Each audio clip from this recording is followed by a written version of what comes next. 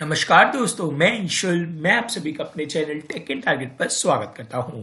तो दोस्तों, आज की वीडियो में मैं आप सभी के साथ डिस्कस करने वाला हूं इन्फोसिस के all types of pseudocode questions in just one video. हाँ दोस्तों, मैं आपको एक वीडियो में ही सारे के सारे इन्फोसिस के सूडोकोड क्वेश्चंस के टाइप्स बताने वाला हूं। साथ ही साथ दोस्तों सॉल्यूशंस भी बताऊंगा और साथ ही साथ दोस्तों कुछ आपको टिप्स और ट्रिक्स बताने वाला हूं कि कैसे आप सूडो कोड का क्वेश्चंस बहुत ही आसान तरीके से सॉल्व कर सकते हो। तो दोस्तों मेक श्योर आप इस वीडियो को लास्ट तक जरूर देखिएगा। साथ ही साथ दोस्तों चैनल को सब्सक्राइब कर दीजिएगा, क्योंकि दोस्तों मैं अलग से सूडो कोड के सैंपल पेपर मॉक टेस्ट भी अपने चैनल पर डालूंगा। और टेलीग्राम चैनल को ज्वाइन कर लीजिएगा, क्योंकि काफी सारे इंपॉर्टेंट अपडेट्स दोस्तों हम वहां भी देते रहते हैं। दोस्तों आगे बढ़ते हैं। पहले मैं आपको बता देता हूं जो टेस्ट पैटर्न के अकॉर्डिंग जो नंबर ऑफ क्वेश्चन होने वाले हैं। दोस्तों 5 क्वेश्चन होंगे इन 10 मिनट्स। ठीक है, तो आपको इस चीज का दोस्तों जरूर ध्यान रखना है। बाकी दोस्तों अब मैं आपको बता देता हूं कुछ इंपॉर्टेंट थिंग्स हैं जो हमें याद रखनी है before solving any pseudo code problem. दोस्तों अगर आप कोई भी एग्जाम में बैठ रहे हो और उसमें अगर सूडो कोड आते हैं तो कुछ इंपॉर्टेंट पॉइंट्स हैं जिसका आपको आइडिया होना ही होना चाहिए। अदरवाइज दोस्तों आपको क्वेश्चन सॉल्व करने में प्रॉब्लम होने वाली है। जैसा कि दोस्तों आपको पता होना चाहिए बिटवाइज एंड ऑपरेटर के बारे में। दोस्तों ये क्या करता है, it compares each bit of the first operand to the bit of the second operand. If both bits are 1 then the result is 1, otherwise the result is set to 0। अब दोस्तों सपोज करिए हमारे पास एक ऑपरेंड की जो bits लिखी हुई है वो ये लिखी हुई है और दूसरे ऑपरेंड्स की जो बिट लिखी हुई है वो ये लिखी हुई है। ठीक है, अब जैसे अगर हम कंपैरिजन करते हैं तो दोस्तों कंपैरिजन में क्या बोला गया है, it compares each bit of the first operand to the bit of the second operand if both bits are 1। अगर दोनों 1 होंगी तो ही 1 आएगा, अदरवाइज 0। यहां दोस्तों हम देख रहे हैं कि एक 0 एक 1 है, तो क्या होने वाला है 0। If both bits are 1, if both bits are 1 then the result is 1। तो होपफुली दोस्तों आप लोगों को समझ आ जाएगा। तो इसका आंसर होने वाला है दोस्तों 0 1 0। नेक्स्ट क्वेश्चन की तरफ बढ़ते हैं, जो कि है दोस्तों आपको और अच्छे से इरेज कर देते हैं पहले हम ये सारा। ठीक है, अब आगे बढ़ते हैं। नेक्स्ट है दोस्तों बिटवाइज एक्सक्लूसिव और ऑपरेटर। दोस्तों ये भी काफी ज्यादा इंपॉर्टेंट है। It compares each bit of the first operand to the bit of the second operand. If one of the bit is 1 and the other one is 0, then the result is set to 1. अगर दोस्तों ये बोल रहा है कि if one of the bit is 1 है, अगर एक बिट 1 होगी और अगर दूसरी वाली 0 है तो रिजल्ट दोस्तों 1 होने वाला है, अदरवाइज द रिजल्ट इज 0। दोस्तों हम इसमें ये भी बोल सकते हैं if both bits are 1 then the result is 0। Different होंगी, अगर दोस्तों होती है तो उस केस में दोस्तों आपका आंसर 1 आने वाला है। सपोज करो आपके पास एक ऑपरेंड की बिट लिखी हुई है 101, एक की लिखी हुई है 110। ये क्या बोल रहा है, if one of the bit is 1, ठीक है, and other one is 0 then the result is 1। ठीक है, अदरवाइज अगर दोनों 1 1 होंगे तो दोस्तों 0 आने वाला है। जैसा कि 1 1 है 0, एक 0 है एक 1 है 1, तो दोस्तों इसका आंसर हो जाएगा 0 1 1। होपफुली आप लोगों को दोस्तों ये समझ आ गया हो। आगे बढ़ते हैं दोस्तों लॉजिक और ऑपरेटर से। दोस्तों ये क्या बोलता है, this operator returns Boolean value true और 1 इफ ईदर और बोथ ऑपरेंड इज ट्रू और रिटर्न फॉल्स। दोस्तों ये क्या बोल रहा है, या तो अगर दोनों ट्रू हो या फिर दोनों में से कोई भी एक हो तो दोस्तों ट्रू रिटर्न करता है। सपोज करो मैंने एक स्टेटमेंट लिखी, इफ ए इक्वल टू 1। यहां दोस्तों हम सेट कर लेते हैं ए को 2, बी को 5।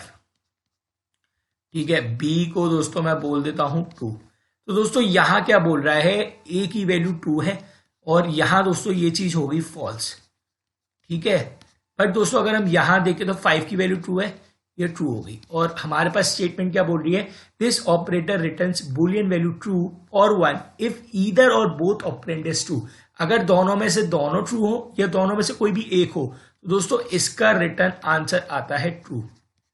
होपफुली आप लोगों को समझ आ गया होगा। नेक्स्ट क्वेश्चन, नेक्स्ट स्टेटमेंट की तरफ बढ़ते हैं दोस्तों हम लोग।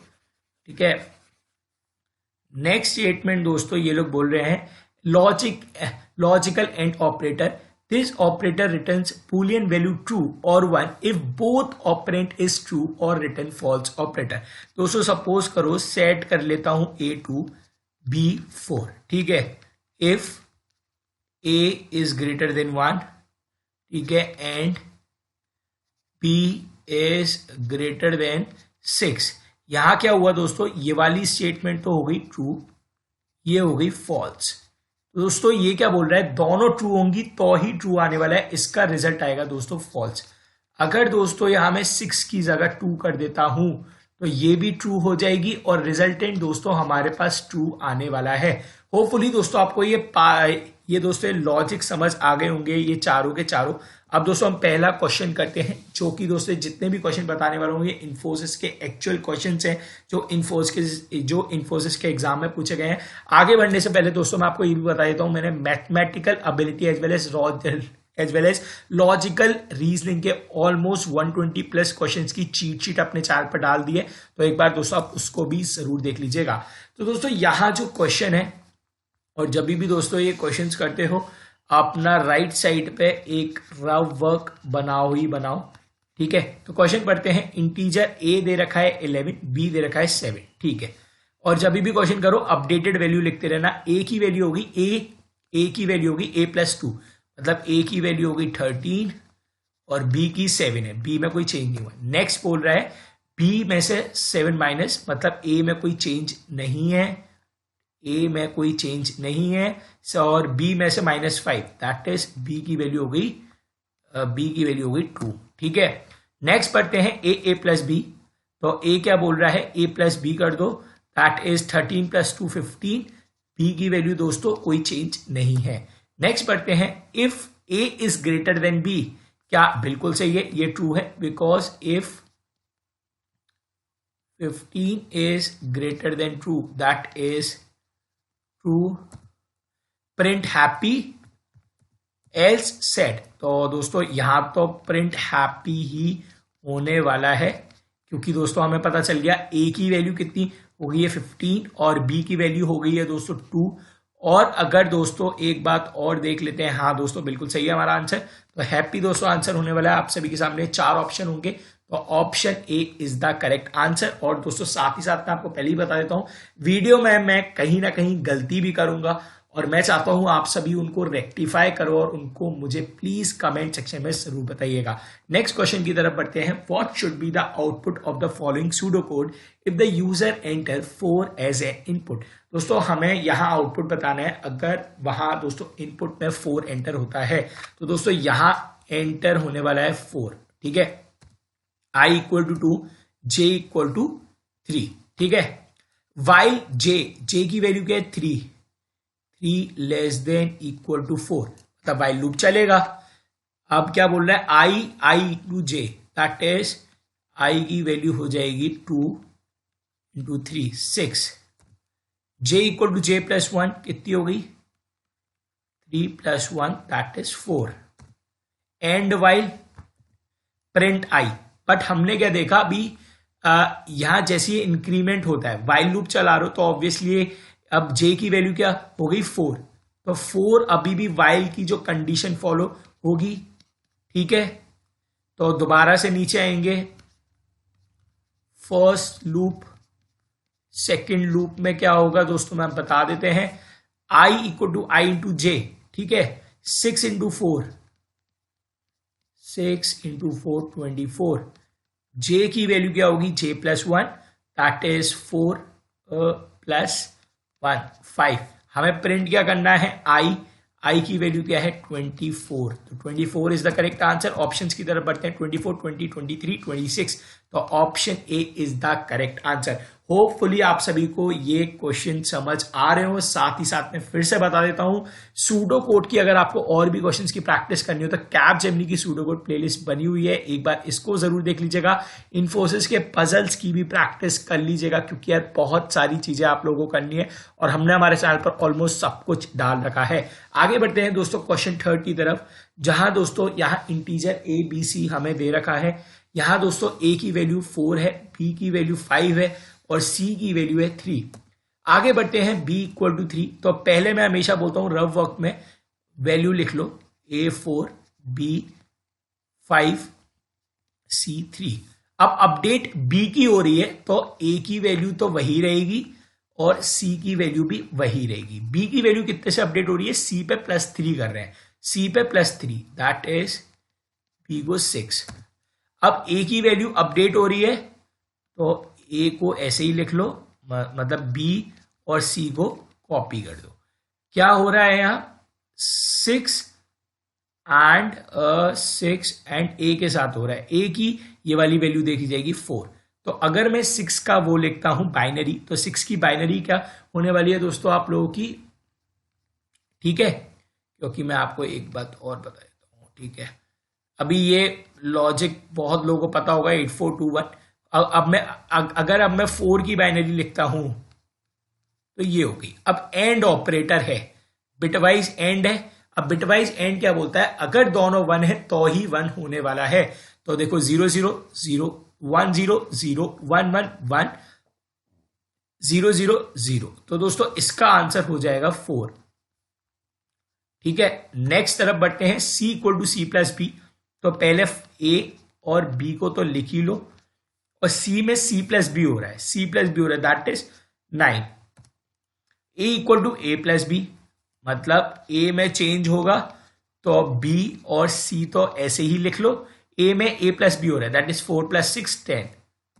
अब प्रिंट A+B + C, तो 10 + 6 + 9 कितना हुआ, 10 + 15 दैट इज 25।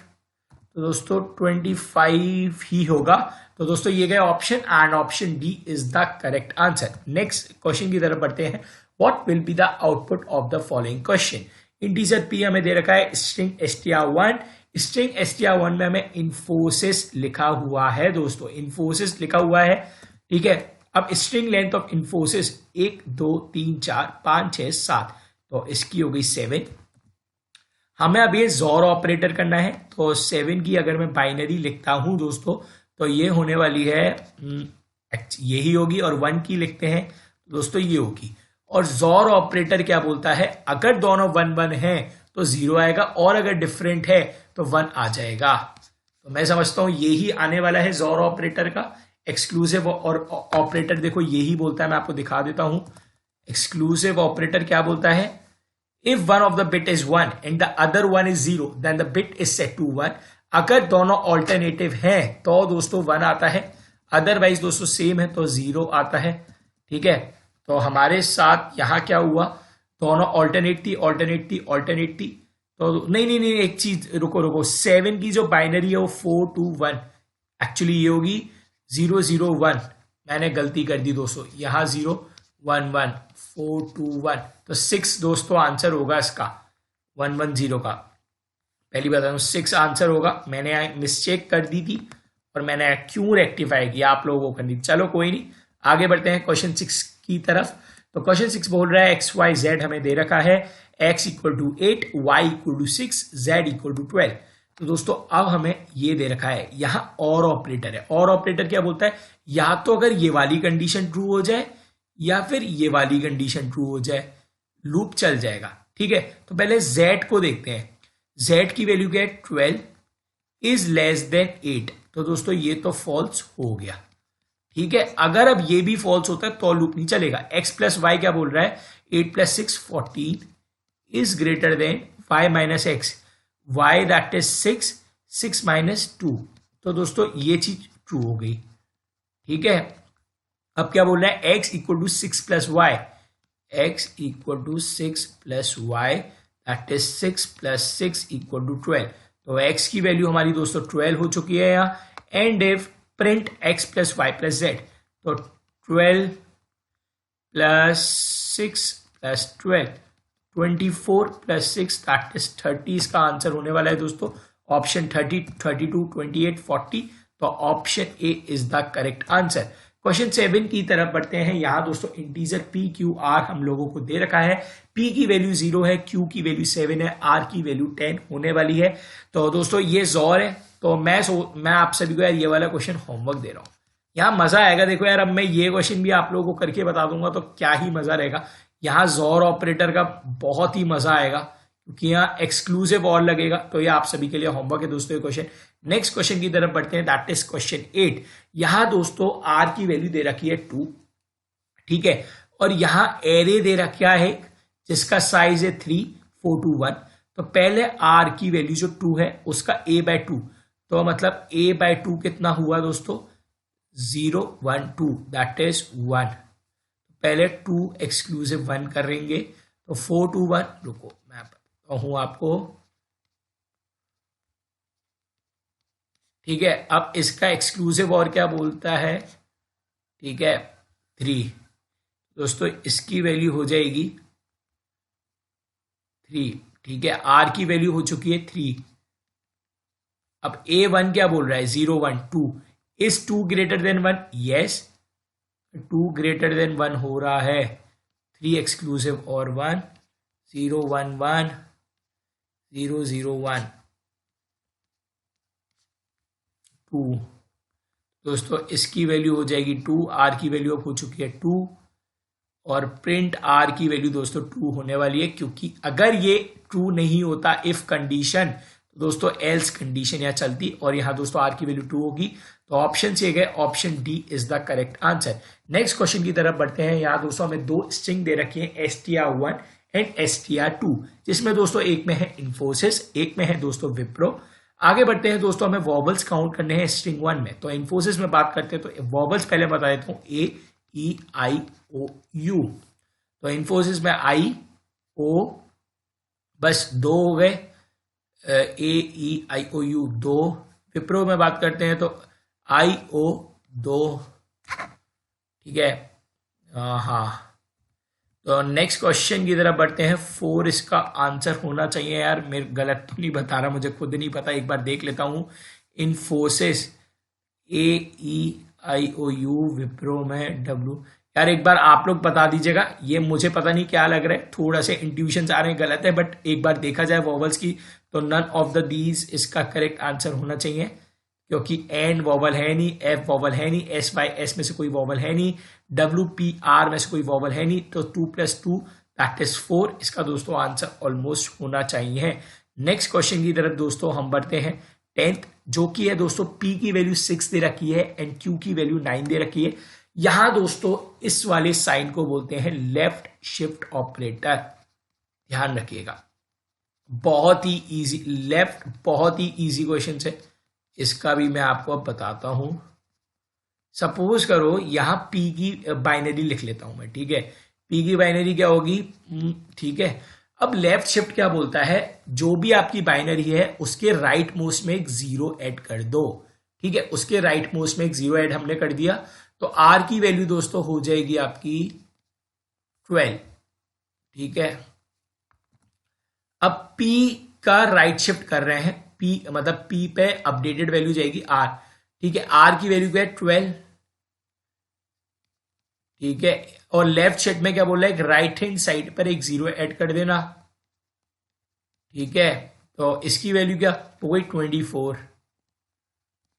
होपफुली आप लोगों को समझ आ रहा होगा। P + Q + R, तो P की वैल्यू है 24, Q की वैल्यू पर हम इन लोगों ने कुछ चेंज किया नहीं है, तो Q की वैल्यू है दोस्तों 9। और अगर मैं R की वैल्यू की बात करता हूं तो R की वैल्यू है दोस्तों 12, that is 36 + 9 that is 45 is the correct answer. Next question है दोस्तों, P = 6, Q = 9। यहां दोस्तों इस साइन को बोलते हैं,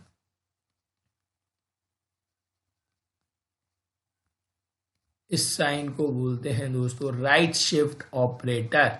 लेफ्ट शिफ्ट ऑपरेटर में क्या बताया कि राइट हैंड साइड पर एक मींस 0 ऐड हो जाता है, बाइनरी ऐड हो जाती है। तो अगर मैं P की बाइनरी लिखता हूं दोबारा से, अब राइट शिफ्ट क्या बोलता है कि राइट मोस्ट साइड में से एक बिट को हटा दो।